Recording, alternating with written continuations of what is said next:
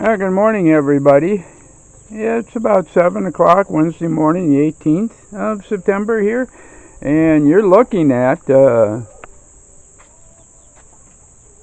hole that was dug yesterday, and of course the concrete's already in the hole, and the rebar frame for the pillar here that the platform's going to set on, about 8 feet off the ground. And you get an idea here as we look up, and of course the single piece up the top will be bent over, but the platform will be where kind of the last cross member is. That's about how high the tank's going to be here.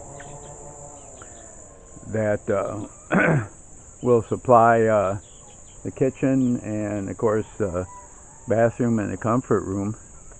But you get an idea of how they put this together with number 12 rebar, which is on the corners here. Number 12, number 10 rebar in the middle there. And of course, I think this is 9 here for all the pieces, and then they wire tie it in here. But that's exactly how they build. All done by hand. The rebar, the reinforcement for the pier that's going to go up here, so they'll be working on that today. And of course the concrete is mixed by hand here. The stone is brought in and the sand is brought in from here. And to give you an idea how Beto does this, who's our neighbor, has done most of the construction here, but he sets up a stand like this and then uses the nails here, cuts off the heads, and uses this in order to bend the rebar into the shape he wants. And he's got this, as you can see here, if you can see the lines, he's got this all measured out here and reinforced and tacked it to this tree here. And of course then they cut the tie wire up and they got a little tool that they twist it on there with. But this is how all the rebar is bent, and then he's got a pipe so he can get some leverage on the rebar here.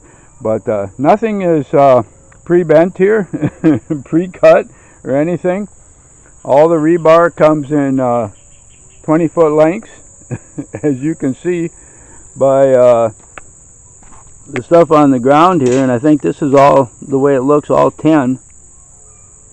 Number 10 rebar here, and that's the way it comes. And then he has set this up, and of course he put a support up here that he could actually lay down the complete rebar thing, and then be able to put all the tie wire on in order to tie it all together. So pretty complicated, but like I said, everything is done here by hand. The concrete's mixed by hand, and the end result, compared to our disaster here, which rotted out, and of course we lost our tank, crashed crashed and burned. It didn't burn, but it crashed and broke into a bunch of pieces.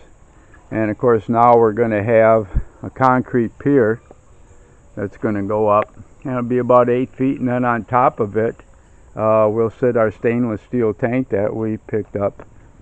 Altogether, oh boy, this is probably going to run us close to 40,000, between 40 and 45,000 pesos, which is about 800 US dollars in order to be able to. This is all the materials and that, and the labor costs by the time I get done figuring it all out here.